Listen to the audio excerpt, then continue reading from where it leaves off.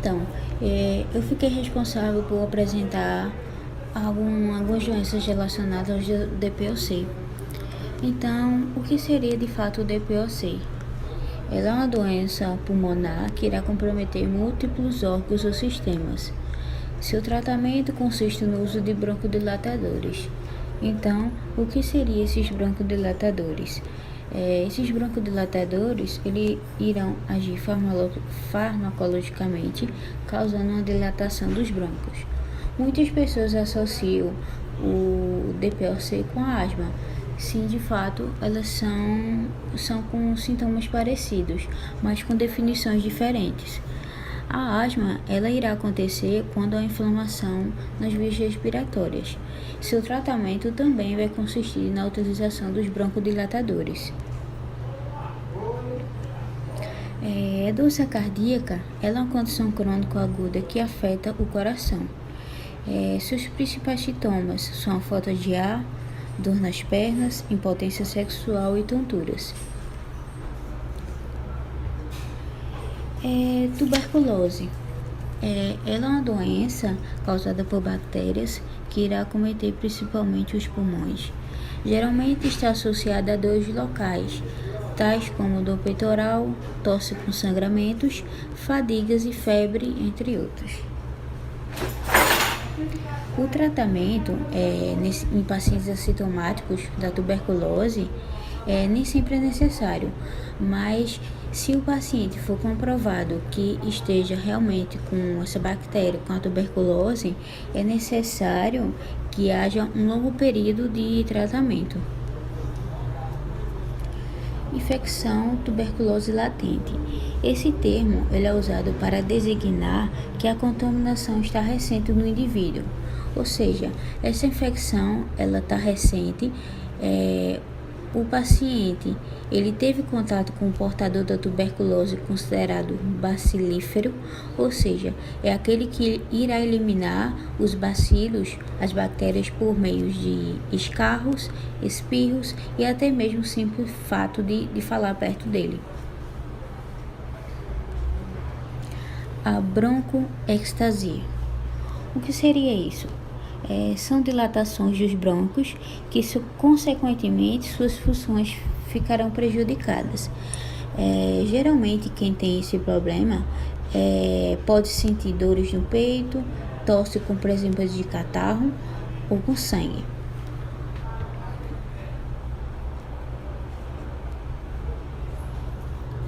Espirometria. É um teste de função pulmonar de baixo custo, simples e fácil. Ele irá comprovar se o paciente ele tem DPOC, asma e broncoectasia. Os exames realizados para o diagnóstico do DPOC são os três principais que eu citei. A tomografia computadorizada, espirometria e oximetria de pulso. Então, o que seria essa exacerbação do DPOC? Essa exacerbação são agravamentos dos sintomas respiratórios, que vão além das variações do dia a dia. O que causa essa exacerbação são resfriados, exposições, poluições, mudanças climáticas e interrupções nas medicações, ou seja, o paciente não anda tomando o medicamento certinho, não está tomando na hora correta. Para evitar essa exacerbação, manter-se bem, manter o peso, vacinação em dia e higienização. Aí mostra na imagem alguns exames de imagem para diagnóstico de imagem. A tomografia computadorizada, raio-x, também, como eu não botei na imagem, a espirometria, e tem uma imagem também mostrando como o pulmão é normalmente saudável e o pulmão com asma. Classificação da doença pulmonar obstrutiva crônica. É fácil o paciente saber o estágio da sua doença. A informação é de fundamental importância. Espirometria. O paciente terá um risco zero quando a espirometria for normal, independente se o paciente apresentar sintomas crônicos como tosse e expectoração. Diagnóstico e gravidade. Índice de final após o broncodilatador. Volume expiratório máximo do primeiro minuto a 70% e capacidade vital forçada. O índice de 70% após broncodilatador confirma que a limitação de débito aéreo não é completamente reversível. Prova da broncodilatação. O teste de broncodilatação ou prova broncodilatador é a determinação após valores espirométricos após o uso de broncodilatador inalado. Graus da doença pulmonar obstrutiva crônica após a espirometria. Grau 1, considerada leve, caracterizada pela relação do volume expiratório sobre a capacidade vital forçada a 70% e o volume expiratório de 80% do previsto. Então, a relação do volume expiratório sobre a capacidade vital forçada define a obstrução e o volume expiratório é a intensidade desse processo obstrutivo. Grau 2, moderada. A relação do volume expiratório sobre a capacidade vital de 70% e o volume expiratório fica entre 80% do previsto. Então, com ou sem sintomas crônicos. Grau 3, a relação do volume expiratório sobre a capacidade vital de 70% e o volume expiratório de 30% a 50% do previsto. Grau 4, muito grave, porque a relação do volume expiratório sobre a capacidade vital de 70% e o volume expiratório de 30% ou de 30% a 50% com presença de sinais de falência respiratória, ou seja, queda da oxigenação do sangue ou aumento do gás carbônico. Então, todas as medidas devem ser analisadas após o uso do broncodilatador. Tratamento do tabagismo. Importância da cessação do tabagismo no tratamento do paciente com doença pulmonar obstrutiva crônica. A cessação do tabagismo é um dos pilares mais fundamentais do tratamento da doença pulmonar obstrutiva crônica. Não há como modificar ou melhorar a evolução da doença com manutenção deste fator etiológico. O tabagismo é a causa principal da doença e deterioração progressiva e irreversível das perturbações funcionais. Parar de fumar pode retardar o desenvolvimento das alterações pulmonares já iniciadas e, desde que seja uma atitude precoce, evita o aparecimento da doença. Então, é a medida mais eficaz para diminuir o índice de mortalidade. Bases de tratamento cognitivo comportamental. A cognição é definida como um conjunto de processos mentais em que envolve pensamento, percepção, conhecimento e reconhecimento, competência e linguagem. O tratamento cognitivo comportamental é o alicerce para que o paciente fumante tenha êxito na tarefa de privar-se ao uso do fumo e rever como o paciente tem o comportamento diante do seu vício. O poder do convencimento, como praticá-lo. Alguns aspectos importantes, como o conhecimento de causas dos prejuízos do tabagismo, ajudando a se conhecer melhor como fumante. É de fundamental importância que o médico com seu paciente fumante descubra as características que norteiam o uso da nicotina. Benefícios a deixar de fumar. Conscientizar o fumante, o que é límpido e cristalino. Todos que param de fumar terão inúmeros benefícios, é só esperar para ver. Dicas práticas ao fumante para deixar de fumar. Procure reconhecer os gatilhos, ou seja, os estímulos que o faz fumar. Comece a fazer exercícios físicos compatíveis, se possível diários, porém sem se extenuar. Beba muita água. A água ajuda a hidratar o organismo e diminui a vontade de fumar naquele momento. E cuidado para não querer trocar de compulsão. Trocar o cigarro por álcool, alguma coisa assim. Medicamentos, nutrição e cirurgia. Uso dos broncodilatadores.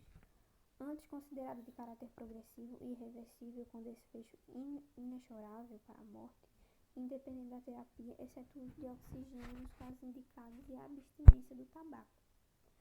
Beta-2 agonista de curta e longa ação. Anteriormente, os BDS de curta duração, incluindo B2 agonista e anticolinérgicos, eram os mais usados. Mais recentemente, broncodilatadores de longa ação foram lançados e agora são mais recomendados.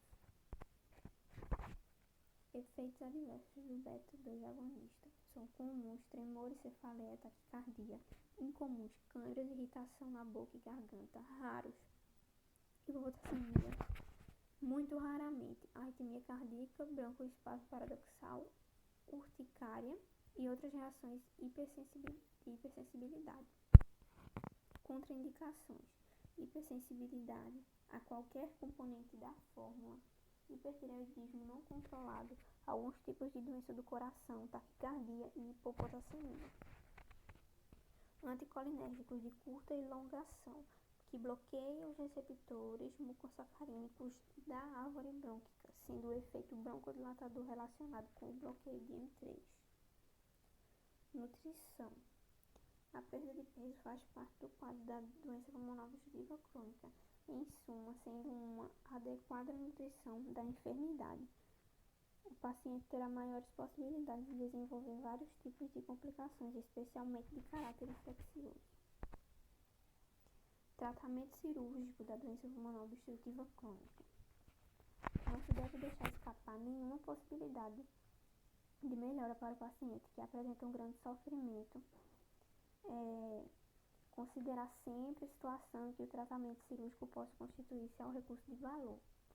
Em alguns pacientes bem relacionados, a cirurgia chamada de redutora de volume pulmonar, ao retirar tecido destruído e sem elasticidade, o restante ileso refaz a função da retração elástica pulmonar e mobilidade dos diafragmas, melhorando a função pulmonar. Tratamento endoscópico. É um novo procedimento menos invasivo que a cirurgia redutora de volume pulmonar, que seja o mesmo objetivo, ou seja, melhora a relação ventilação-perfusão pulmonar. A colocação do dispositivo endobrônquio por via endoscópica, estrategicamente inserido nas árvores brônquicas, controla o fluxo do ar, melhorando a função pulmonar em doentes com enfisema heterogêneo. O efeito é o redirecionamento do ar para zonas perfundidas, conseguindo melhorar a oxigenação e a ventilação do paciente. Constitui-se mais uma mobilidade terapêutica adicional enquanto se aguarda o transplante pulmonar. Então, no nosso primeiro caso clínico, temos uma paciente do sexo feminino de 68 anos e ela era tabagista. Apresentava tosse produtiva com escarros hialino e dispneia aos pequenos esforços. E já apresentou 2 episódios de pneumonia. No exame físico, ela apresentou cianótica, descorada, com taquidispneica, aquela respiração acelerada. Na sua escuta, percebeu-se som hipersonoro, aquele som intenso, mais grave, murmúrio vesicular, o famoso chiado, e também estetores subcrepitantes, que são aqueles ruídos, tanto na inspiração quanto na expiração. Para essa paciente foi indicado a radiografia. Podemos perceber aí na radiografia, nessa primeira imagem, hipersulfação pulmonar, Podemos perceber pulmões de diferentes tamanhos e com essa parte esbranquiçada, que são suas obstruções. Nessa segunda imagem, podemos perceber aí à esquerda que esse ápice do pulmão, ele tem uma cavidade e na base do pulmão não percebemos aquela curvatura, ela está uma base reta. Essa mulher ela foi diagnosticada com bronquite crônica e efisema. A radiografia ela não é um exame que fecha diagnóstico para DPOC, mas é um exame indicado por não ser um exame invasivo e por detectar lesões.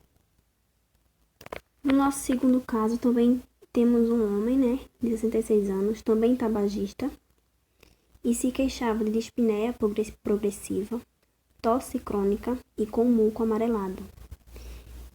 Daí, no seu exame físico, ele parecia com aquela aparência debilitada, cansada e com desconforto respiratório. Foi feita a escuta.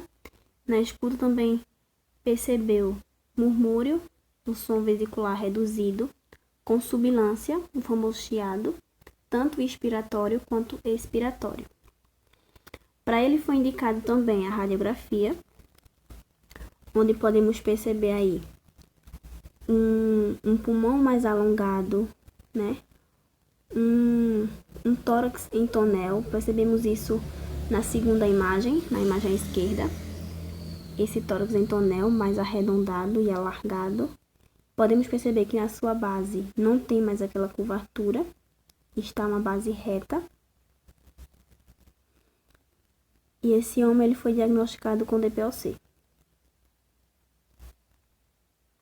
Esse mesmo caso também foi passado uma tomografia. Nessa tomografia vimos bem os pulmões, né, com efizemas. Toda essa parte esbranquiçada é efizema. A tomografia também não fecha diagnóstico com DPOC, mas ela pode detectar melhor esses efizemas e também pode ser útil no caso de transplante ou cirurgias. Então, no nosso terceiro caso clínico, temos um homem de 62 anos que apresentava dispneia aos grandes esforços, tosse seca e que tinha tido uma piora. Além da tosse seca, ele apresentou febril e com secreção amarelada.